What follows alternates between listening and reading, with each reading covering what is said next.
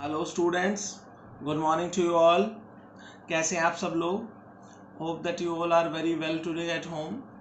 तो स्टूडेंट, मैं आपको बता देना चाहता हूँ कि जैसा कि मैंने कल चर्चा करी थी कि लॉकडाउन में पढ़ाई करें, आप साथ साथ सारा काम करें, बट अपने घर पे थोड़ा फिजिकल वर्क भी करें। ठीक है ना, थोड़ी फिजिकल एक्सरसाइज भी करें, वो बहुत ज़रूरी है बॉडी के लिए। ठीक है, फैमिली के साथ टाइम स्पेंड करें, ज़्यादा से ज़्यादा घर के छोटे मोटे काम में हेल्प करें। और सबसे मेन चीज़ बेटा, जैसे कल 2-3 स्टूडेंट्स के मेरे पास कॉल या मैसेज आए थे कि सर स्कूल कब रीओपन होंगे, कब क्लासेस लगेंगी है, फलाना ढिमकाना है। तो बेटा मैं आपको बता देना चाहता हूँ कि ऐसी कोई इन्फॉर्मेशन हमारे पास ऑफिशियली नहीं है। ठीक है ना। हाँ, कुछ दिन पहले सीबीएसई की नोटिफिकेशन ज़रूर आई थी, उसकी वेबसाइट पर आप लोग भी देख सकते हो जाके। वहाँ पर लिखा हुआ था कि भाई जो जब तक लॉकडाउन है, जब तक गवर्नमेंट का लॉकडाउन है, तब तक एजुकेशन लाइन में लॉकडाउन रहेगा। बट जैसे अगर 3 मई को गवर्नमेंट लॉकडाउन हटा देती है तो उसके कुछ वीक बाद तक भी स्कूल कॉलेजेस में लॉकडाउन रहेगा। तो लेकिन एग्जैक्ट डेट वहाँ पे नहीं दी है कि हम कब रीओपन करेंगे स्कूल को। तो वो मैं आपको बता नहीं सकता हूँ, कोई भी नहीं बता सकता है। तो उसके लिए समाधान हमने डिजिटल प्रोसेस करा हुआ है स्टूडेंट, तो इसका ज़्यादा से ज़्यादा सपोर्ट करें। अच्छा, दूसरी चीज़ मैं आपको बोलते हुए आया हूँ, अगर आपको कोई ये वीडियो लेक्चर देखने में इशू हो, कोई परेशानी हो, तो आप मेरे तक रीच आउट कर सकते हो। जैसे कल 2-3 बच्चों से मैंने कांटेक्ट करा है, तो उनकी कुछ पर्सनल प्रॉब्लम्स थी। जैसे कोई गांव में है तो गांव में नेटवर्क नहीं आ रहा, इस वजह से नहीं देख पा रहा, या किसी के पास फ़ोन नहीं है, फादर बाहर है, तो ऐसा कुछ प्रॉब्लम्स थी उनकी। तो होपफुली मैंने वो रिजॉल्व कर दी है। ठीक है, तो अब वो लेक्चर देखेंगे। ठीक है ना, अब वो हो गया रिजॉल्व। तो मैं आपसे यही चाह रहा हूँ कि ऐसे बच्चे जो अब भी किसी कारण से वीडियो लेक्चर नहीं देख पा रहे हैं, वो बच्चे मेरे तक रीच आउट करें, मुझे अपनी प्रॉब्लम बताए, इशू बताए। हो सकता है कि मैं उसका समाधान निकाल दूँ। और अगर 1% उसका समाधान नहीं भी निकाल पाऊंगा, तो मैं एटलीस्ट आपको इतना बता दूंगा कि आपको कहाँ जाना पड़ेगा कि उसका समाधान निकले, किसके पास रीच आउट करना पड़ेगा कि उसका समाधान निकला। क्लियर है ना स्टूडेंट? लेकिन वेयर एंड टीयर से आपको कनेक्ट तो होना ही पड़ेगा डिजिटल प्रोसेस पे। ठीक है ना, आपको कुछ ना कुछ, मतलब आप चाहे कुछ करो, चाहे आप कुछ ना करो, चाहे आपके मन में हो चाहे नहीं हो, आपको इस लर्निंग प्रोसेस के अंदर कनेक्ट होना ही पड़ेगा। ये आप समझ लो नीड है, मेरी भी और आपकी भी। ठीक है ना। मेरी नीड इसलिए क्योंकि मैं नहीं चाहता कि ईयर एंड पर आपको कोई दिक्कत हो, स्कूल रीओपन हो तो आपको कोई दिक्कत हो, सिलेबस से लेकर आप स्ट्रेस में जाएं, आप बर्डन फील करें। ठीक है ना। आपके लिए प्रॉब्लम ऐसा है कि बेटा बहुत सारा वर्क जुड़ जाएगा। ठीक है ना। आप एक सेम टाइम पर क्या क्या चीज़ें करेंगे, पैनिक हो जाओगे, एग्जाम आने वाले हैं, मेरा काम खत्म नहीं हुआ है, मेरा सिलेबस नहीं हुआ है, ये नहीं हुआ है, वो नहीं हुआ है। तो बहुत सारी चीज़ें हैं, इसलिए मैं कह रहा हूँ कि थोड़ा थोड़ा ज़्यादा नहीं हो रहा है, थोड़ा थोड़ा काम डेली करते रहिए। ठीक है ना। तो इससे क्या है, आपकी कंटिन्यूटी बनी रहेगी। स्टूडेंट, लास्ट लेक्चर में हम लोगों ने डिस्कस करा था consumer equilibrium in case of one commodity. तो कंज्यूमर इक्विलिब्रियम का मतलब मैंने आप लोगों को बताया था कि एक ऐसी सिचुएशन जहां पर जो कंज्यूमर होता है, जितने उसके पास पैसे हैं, उसमें वो ज़्यादा से ज़्यादा सेटिस्फेक्शन अचीव करने की कोशिश करता है। और हर आदमी ये चाहता है, ये तो नेचुरल फिनोमिना है। कोई भी आदमी हो, आप ले लो, आप अगर बाजार में कोई चीज़ खरीदने जा रहे हो, ठीक है, या बाजार में घूम रहे हो, आपके पास 100 रुपये हैं, तो आप चाहोगे भाई 100 रुपये में मैं मैक्सिमम से मैक्सिमम सेटिस्फेक्शन लूँ, ज़्यादा से ज़्यादा सेटिस्फेक्शन 100 रुपये का। होते हैं ना कई लोग, आपने मेंटल छोटी सुनी होगी कि कोई, जैसे मान लो एक पर्सन है जो वो 10 लाख की गाड़ी खरीद लेता है। ठीक है, वहीं एक दूसरा पर्सन है, वो उसको कहेगा यार 10 लाख की गाड़ी, गाड़ी तो 2 लाख में भी आ जाएगी। ठीक है ना। तो 2 लाख, एक एक पर्सन को सेटिस्फेक्शन मिल रहा है 10 लाख में, एक पर्सन को सेटिस्फेक्शन मिल रहा है 2 लाख में, दोनों ही कंज्यूमर इक्विलिब्रियम। क्योंकि ये जो कंज्यूमर इक्विलिब्रियम में डिपेंड करता है पर्सन टू पर्सन, हर आदमी की मेंटेलिटी पर डिपेंड करता है कि उसको सेटिस्फेक्शन किस चीज़ में मिलेगा और कितने रुपए में मिलेगा। ठीक है। तो इसके लिए मैंने आपको बताया था, आपने टेबल बनाना है, आपने डायग्राम बनाना है, आपने थ्योरेटिकली एक्सप्लेन करना है कि क्या होता है कंज्यूमर इक्विलिब्रियम। जैसे कि आपने लिखना है कि जी, कोई भी कंज्यूमर अपनी गिवन इनकम के अंदर, जो भी उसके पास इनकम होती है, उसके अंदर मैक्सिमम से मैक्सिमम सेटिस्फेक्शन प्राप्त करना चाह रहा है, और वही सिचुएशन कहलाती है कंज्यूमर इक्विलिब्रियम। उसके बाद आपने डायग्राम बना देना है, टेबल बना देनी है, और अजम्पशंस लिखनी है।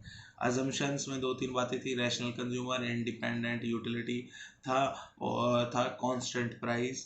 ठीक है, ये सब चीज़ें थी। समझ रहे हैं ना। तो आज हम सीखेंगे consumer equilibrium in case of two commodity. अगर आपको दो चीजें खरीदनी हो, आपको दो गुड्स खरीदने हो, तो कंज्यूमर इक्विलिब्रियम कैसे अचीव होगा, समझ रहे ना। दोनों ही कंज्यूमर इक्विलिब्रियम में मैं आपको बता देता हूँ डायग्राम्स के अंदर। आप टेबल बना रहे हो, ठीक है, कोई दिक्कत नहीं है आप, लेकिन उस टेबल के पॉइंट्स आपको डायग्राम में नहीं लिखने हैं। आई रिपीट कि टेबल के पॉइंट्स आपको डायग्राम में नहीं लिखने हैं। क्लियर है स्टूडेंट? ठीक है, तो चलो चलते हैं। अपना आज की डेट लिख लो, टॉपिक का नाम, चैप्टर का नाम, और फिर हम स्टार्ट कर रहे हैं। तो स्टूडेंट आज की डेट डाल लीजिए और चैप्टर का नाम डाल लीजिए। कल हम लोगों ने, मैं बता देता हूँ आपको, टॉपिक कवर करा था consumer equilibrium in case of one commodity. ठीक है, आज हम लोग करेंगे टू कमोडिटी। कुछ भी नहीं है स्टूडेंट, एक्चुअली क्या है कि कल जो हमने कंज्यूमर इक्विलिब्रियम का तो मतलब क्या होता है कि भाई जो भी उसके पास पैसा है, इनकम है, उसके अंदर ज़्यादा से ज़्यादा सेटिस्फेक्शन लेना, बस यही पर्पज़ है।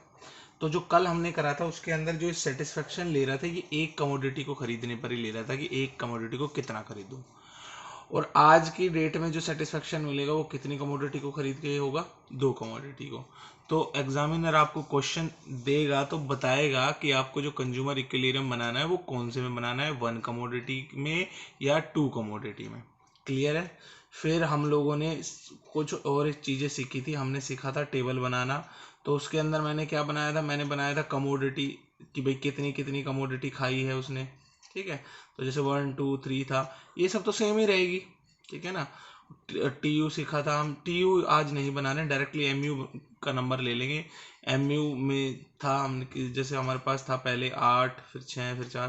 तो ये सेटिस्फेक्शन है कि पहली को खाने में या कंज्यूम करने में कितनी सेटिस्फेक्शन हुई, दूसरी को खाने में कितनी, तीसरी को खाने में कितनी, ये सेटिस्फेक्शन है। तो इस केस में क्या है, हम दो दो एम यू ले लेंगे, एक गुड एक्स की और दूसरी गुड वाई की, मतलब दो गुड़ की एमयू ले लेंगे। कुछ भी, ये एक्स और वाई बेटा गुड़ के नाम है, आप कुछ भी ले सकते हो। आप ए बी ले सकते हो, 1 2 ले सकते हो, कुछ भी। ठीक है ना, कुछ भी ले लोगे आप। और दोनों की एमयू लेने के बाद डायग्राम बना सकते हैं। तो ये एक हल्का सा ग्लांस है। चलो मैं आपको बताता हूँ कि एग्जैक्टली करना कैसे है। ठीक है, सबसे पहले तो स्टूडेंट हमें टेबल बनाना होगा। उसमें लिखना होगा यूनिट्स। यूनिट यानी कि कमोडिटी, यानी कि गुड्स भी लिख सकते हो आप लोग। 1 2 3 4 5। क्लियर है? 5 है, यानी कि एक बार खाई, दूसरी बार खाई, तीसरी बार, चौथी बार, पांचवी बार। ठीक है, गुड एक्स और गुड वाई दोनों। तो गुड एक्स जब खाया पहली बार तो सेटिस्फेक्शन मिला 25 का, दूसरी बार खाया तो 20 का, तीसरी बार 15 का, उसके बाद 10 का, फिर 0 का। देखो सेटिस्फेक्शन कम होता आ रहा है, डिमिनिशिंग मार्जिन यूटिलिटी, एक समय पे आके 0 हो गया। ठीक है, ऐसे गुड वाई भी खाया इसने। ठीक है, वाई खाया पहले तो 30, फिर 26, फिर 10, फिर 2, फिर 0। ठीक है, ऐसे सेटिस्फेक्शन मिला। ये नंबर आप कुछ भी ले सकते हो, आप अपनी मर्जी से, बस डिक्रीजिंग होना चाहिए और एक समय पे आके 0 होना चाहिए। क्लियर है स्टूडेंट? क्लियर है? ठीक है, आप नंबर कोई भी ले सकते हो। जैसे कि इसकी टेबल में दूसरी बनाओ तो यूनिट ले लो 1 2 3 4 5। ठीक है, एम यू एक्स को आपने जैसे मान लो, एम यू एक्स को शुरू करा आपने 30 से, तो 30 36। ठीक है, 36 के बाद 28। ठीक है, 15 और फिर 0। या यहाँ से आप लोग शुरू कर, एम यू वाई को आप शुरू कर सकते हो 35 30 32। ठीक है, 23 और फिर 0। तो ऐसे कुछ भी आप नंबर ले सकते हो, डिमिनिशिंग होना चाहिए और 0 पे आना चाहिए। क्लियर है स्टूडेंट? अच्छा, ये टेबल हमने ऐसे दिखानी है। टेबल के साथ जैसे कि आपने हमेशा सीखा है, ये टेबल के साथ क्या बनेगा, डायग्राम। तो डायग्राम इस केस में कुछ ऐसा बनेगा कि ये होगा एमयू। अच्छा, मैं आपको एक चीज बताऊं बेटा, हमने कल सीखा था कि प्राइस कांस्टेंट होता है। क्या होता है प्राइस कांस्टेंट? तो वो कांस्टेंट एक्स का भी होगा और वो कांस्टेंट वाई का भी होगा। ठीक है ना, दोनों का कांस्टेंट होगा, और मैं बता दूं सेम होगा, दोनों का प्राइस सेम होगा। ये भी 2 रुपए की, एक्स 2 रुपए का मिलता होगा तो वाई भी 2 रुपए का ही होगा, सेम। और कांस्टेंट होगा, मतलब चेंज भी नहीं होगा, 2 रुपए का है तो 2 रुपए का ही रहेगा। ठीक है, तो मतलब प्राइस इसमें शो ही नहीं करने की जरूरत, क्योंकि वो सेम है। सेम है तो वो चीज शो करने की जरूरत नहीं है। तो मैं आपको बताऊं, मैंने ये जैसे एम यू एक्स बना दिया, ये एम यू एक्स है, बना दिया। यहां पर नीचे होगी कमोडिटी, और यहाँ पर होगा MUX, margin utility of good x. ठीक है, और बेटा इसी लाइन का इस्तेमाल करते हुए ऐसे मैं बना देता हूं, एरो नहीं लगानी यहाँ पर, MUY। ठीक है, MUY, ये MUY शो कर रहा है, और जैसे ये चीज तो कॉमन है ही कमोडिटी, तो बेटा जहां ये इंटरसेक्ट हुए वो इक्विलिब्रियम पॉइंट, ई पॉइंट पर क्या है, इक्विलिब्रियम पॉइंट। क्लियर है स्टूडेंट? क्योंकि प्राइस तो कांस्टेंट है, इसमें प्राइस दिखाने की कोई जरूरत नहीं। आप सोच के देखो कि अगर सिंगल होता और मैं प्राइस यहां से लेके आ रहा होता ऐसे, ठीक है, और यही प्राइस यहां से आता तो ये एक लाइन खींच जाती। ठीक है, इसका कोई फायदा ही नहीं, इसका कोई यूज ही नहीं है। तो मेन चीज तो यहाँ है जहां पर MU इंटरसेक्ट होगा वो सेटिस्फेक्शन पॉइंट है, ऐसा पॉइंट है जहां पर इतनी इतनी चीज ये x की भी और y की भी खाने पर उसको मैक्सिमम सेटिस्फेक्शन होगा। मान लो उसके पास 100 रुपए, तो कस्टमर क्या है, कंफ्यूज हो जाता है। 100 रुपए है तो कस्टमर कंफ्यूज हो जाता है कि कितने रुपए x पर खर्चे और कितने रुपए y पर, कि उसको मैक्सिमम सेटिस्फेक्शन मिले। तो ये पॉइंट एक ऐसा पॉइंट है जो बता रहा है कि आपको इतनी क्वांटिटी x की खरीदनी है और इतनी क्वांटिटी y की खरीदनी है, इससे आपके 100 रुपए पूरी तरह इस्तेमाल होंगे। ठीक है, आपका पूरा 100 रुपए वसूल होंगे। क्लियर है? तो ये पॉइंट वो है। ठीक है, तो ये था diagram in case of two commodity, in case of two commodity. Clear है स्टूडेंट? सेम अजम्पशंस हमने लिखनी है। सेम अजम्पशंस क्या क्या थी? सबसे पहले तो रैशनल कंज्यूमर, जो कंज्यूमर होगा वो क्या होगा, rational. Rational consumer, rational consumer कौन होते हैं, जो कि अपने इनकम में मैक्सिमम सेटिस्फेक्शन लेना चाहते हैं, ना कि वो जो ये कहते हैं छोड़ जो मिल गया सही है। ऐसे अगर मेंटेलिटी के लोग होंगे तो आपका जो ये कंज्यूमर इक्विलिब्रियम की थ्योरी है ये फेल हो जाएगी। ठीक है ना, तो कंज्यूमर रैशनल होना चाहिए। दूसरा, जो मार्जिनल यूटिलिटी है वो कार्डिनल नंबर में होनी चाहिए, कार्डिनल मेजर यानी कार्डिनल नंबर में होनी चाहिए। तीसरा, जो प्राइस होगा दोनों गुड्स का, price of both goods are same and constant. जो दोनों गुड्स का प्राइस होगा वो सेम होगा और कांस्टेंट भी होगा, चेंज नहीं होगा। समझ रहे हो ना, ये बात है। तो ये तीन इसमें लिख दो, बहुत है assumptions।